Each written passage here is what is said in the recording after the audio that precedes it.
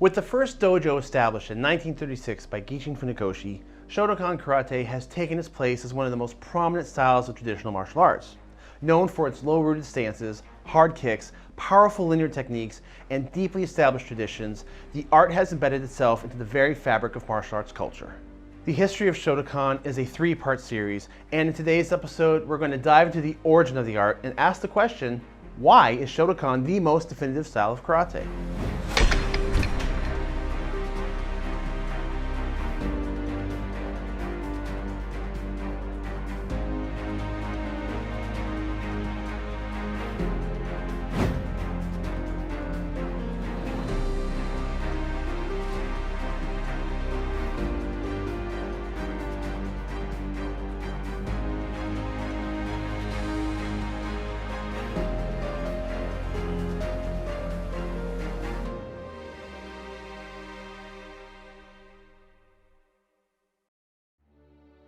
I would like to thank some of our viewers for their help with this video.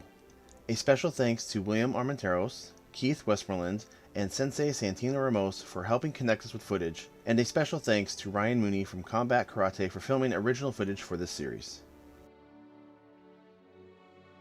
So, why is Shotokan the most definitive style of karate? Before we can answer that, we first need to talk about where Shotokan came from and how it developed into the art and influence that it has become today. And as always, I apologize ahead of time for any imperfect pronunciation as I'm not very well versed in Japanese.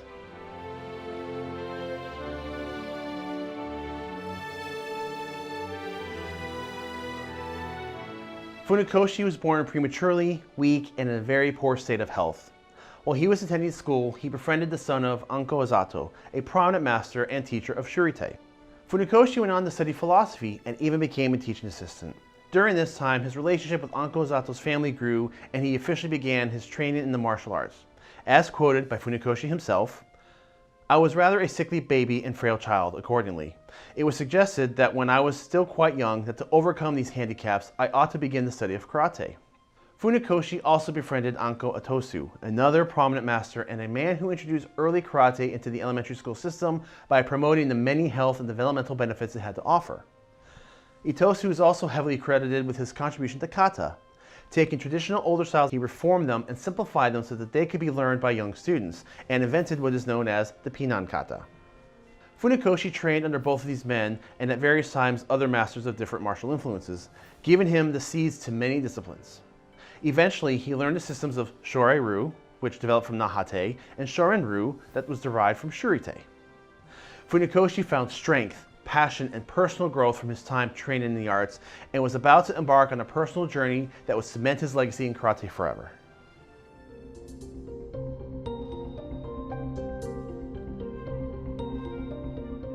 Funakoshi spent years on his training, blending the Okinawan arts and later implementing his philosophy to enrich the art and the lives of its practitioners.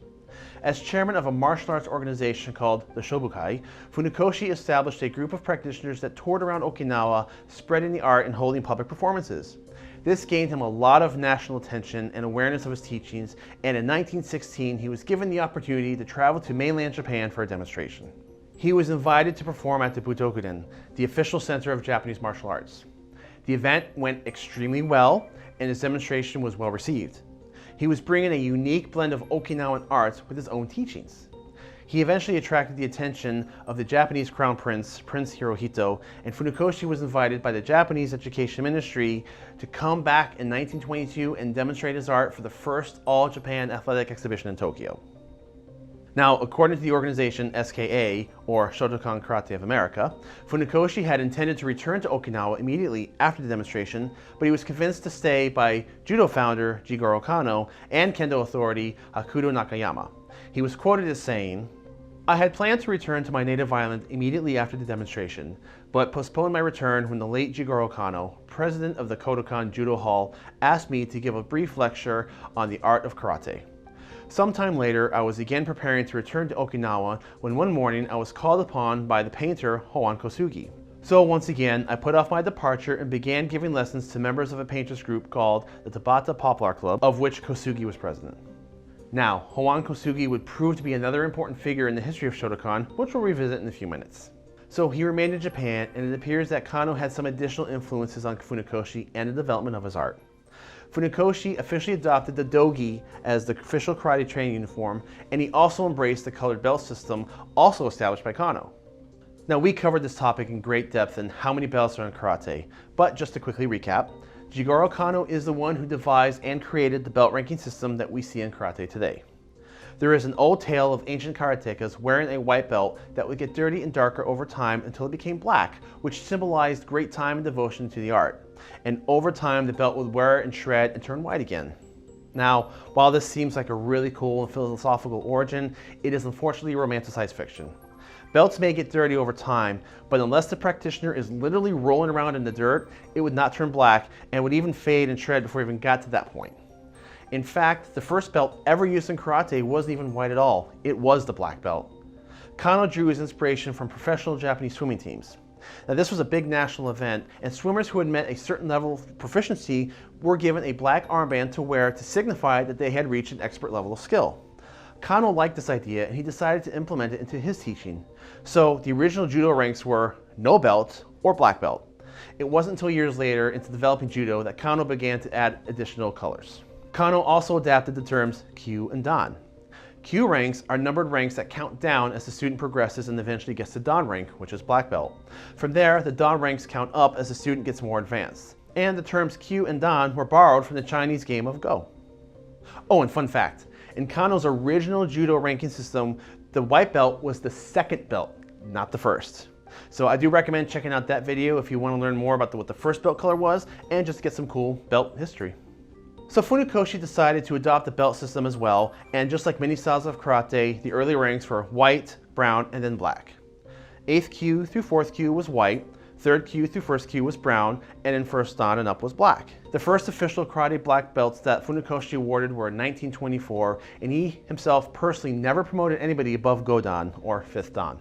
So while his introduction of karate to Japan was well received, Funakoshi was going to have to do a lot more than just demonstrate it and adopt the judo belt system if he wanted it to proliferate and spread. You see, Japan had a lot more restrictions than Okinawa, and karate had to be modified if it were to take hold. The first conflict was with the name. See, originally karate that was developed in Okinawa had a fair mixture of Chinese martial arts in its roots, and the Japanese kanji for karate originally translated to Chinese or Tang hand. Now, there was a lot of political tension between Japan and China at the time, and Funakoshi feared that a nationalistic conflict of interest would be at play, so the first ideograph of the kanji was changed to mean empty instead of China. Additionally, to distinguish karate from simply a combative practice, Funakoshi promoted it as a way of life, with philosophy and meaning, and the word do, which means way, was added. Thus, we have the term karate do, or simply the way of the empty hand. Zen Buddhism was also greatly infused in Japanese culture, as it was in China, and this spirituality was considered an important part of Japanese Budo, or martial way, and therefore linked and associated with Karate Do. So when it came to the katas that originated in Okinawa, many of them still had Chinese names, so Funakoshi made the attempt to change them to Japanese names as well. For example, the Pinan katas that we mentioned, as created by Anko Itosu. Pinan means peaceful and safe. Funakoshi changed the translation to Heian, which also means peaceful and safe. Even with this effort, some of the original names just stuck, so there's a kind of an interesting mix of kata names, some Japanese, some Chinese.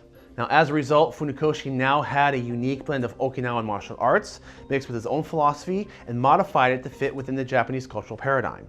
He had succeeded in bringing karate to Japan, and he is often regarded to many as the father of modern or Japanese karate. And now, it was time for him to open up his own school.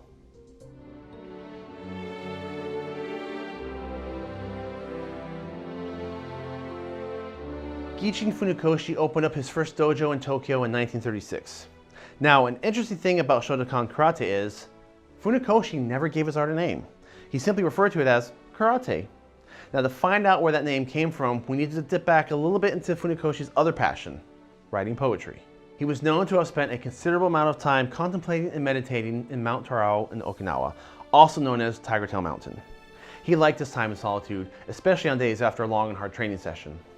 Now, he found his refuge in the narrow, pine tree covered mountain trail, and he would often sit up there at night under the moon and just listen to the breeze as it gently whispered through the pine trees, and that reminded him of the sound of ocean waves breaking along the shore.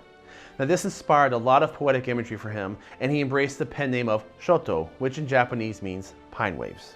The word kan in Japanese means house or hall.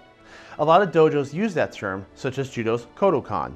Ko translates to lecture, do, as we already established, means way, with kan meaning hall or house. So Kodokan translates to the hall to study the way. So when Funakoshi students want to learn karate, they would say they were going to the Shotokan, or the Hall of Pine Waves. And over time, the name just stuck and people began to refer to his art as Shotokan Karate. Unfortunately, the original dojo was destroyed in 1945 in an air raid by Allied bombing during World War II, but it was later rebuilt when the war ended.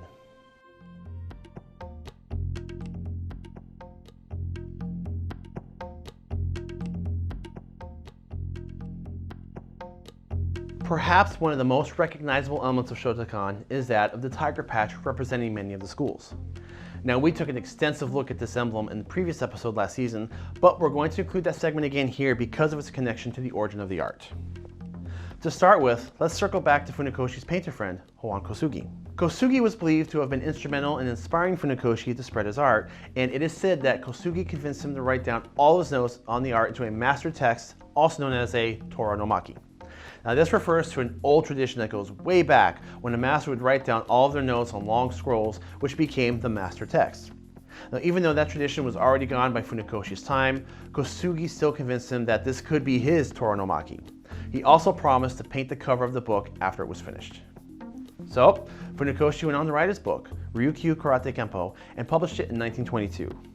Now, some references say that this might possibly be the first official book written on karate in the world, but that would be something that would need to be further verified.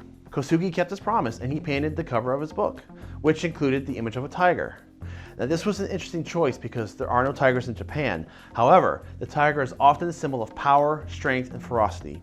In Chinese culture, the tiger can also represent keen awareness and never sleeping. The choice of the tiger image is also very fitting in that Funakoshi spent his free time up in peace up in the Tiger Tail Mountains. And even though the name Tora no Maki means master text or master scroll, the word Tora in Japanese sometimes also means tiger. And you can often hear the text referenced as the tiger scroll. So the image of the tiger fit the poetic symbolism often associated with Funakoshi. The tiger is also inside of a circle to show that it is contained. It is a power and strength that should not be used liberally, but rather with discretion and should remain contained until only it was necessary to unleash its power. The circle is also imperfect to show that it was done in one continuous stroke. Now, as for the tiger itself, Kosugi didn't just simply draw a tiger, but rather he compiled a collection of lines and patterns that individually represented nothing, but when together as a whole make up the image of the tiger. Now this also is representative of Shotokan, and honestly this can apply to the philosophy of any martial art really. The idea is that the art is not composed of just one piece or one element. It is a system of very important smaller ideas that when put together create a larger, more powerful concept. If you really look closely at the tiger's tail, you can also see part of Kosugi's signature in kanji. A lot of thought in such a simple image, and quite honestly, this has been one of my favorite martial arts emblems. And to the point where I wore it as a kid in my early training, not even realizing I was representing a different art.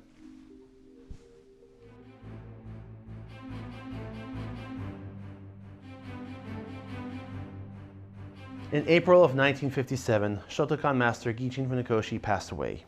His life's work had culminated to a point of creating an art that was enriched with Okinawan training, lifestyle philosophy, and it became a staple in Japanese karate. It would also be unfair to end this video without even mentioning Funakoshi's third son, Yoshitaka, or Gigo Funakoshi, who played a rather important role in the history of Shotokan. Like his father, he grew up sick and weak and was stricken with tuberculosis as a child. Now, at this time, tuberculosis was a very deadly and serious disease, and yet he was determined, just as his father was, and he also turned to the martial arts as a method to get stronger and healthier. He trained vigilantly, and he found a passion for karate, and he was known for his hard fighting style, lower stances, and the inclusion of additional basic kicks that he brought into the system. As he mastered the art, he taught at the Shotokan alongside his father and earned the nickname Waka Sensei, or Young Teacher. Gichin Funakoshi taught his art and his style during the daytime, and Gigo taught his harder version of the art in the evenings. His teachings had a great influence on the legacy of what remains in Shotokan. So Gichin Funakoshi is referred to as the father of modern karate, but I kind of like to think of them as the father and son of modern karate. So why is Shotokan the most definitive style of karate? Now, I'm sure many practitioners out there right now watching would disagree with the statement, citing and crediting the establishment of karate to Okinawa, which is fair and accurate. However, Shotokan has the unique credit of taking strong Okinawan karate along with its Chinese roots, infusing it with Japanese culture, adopting the gi and belt ranking system standardized by Kano, and standardizing it further across all karate systems to the extent that many Okinawan systems picked it up, and effectively cemented its place in history as the foundation block to many other styles of karate that developed and are commonplace today. The philosophies, dojo etiquette, training techniques, and essence of most karate systems today are in some way touched by the influence of Shotokan and the teachings of Master Funakoshi.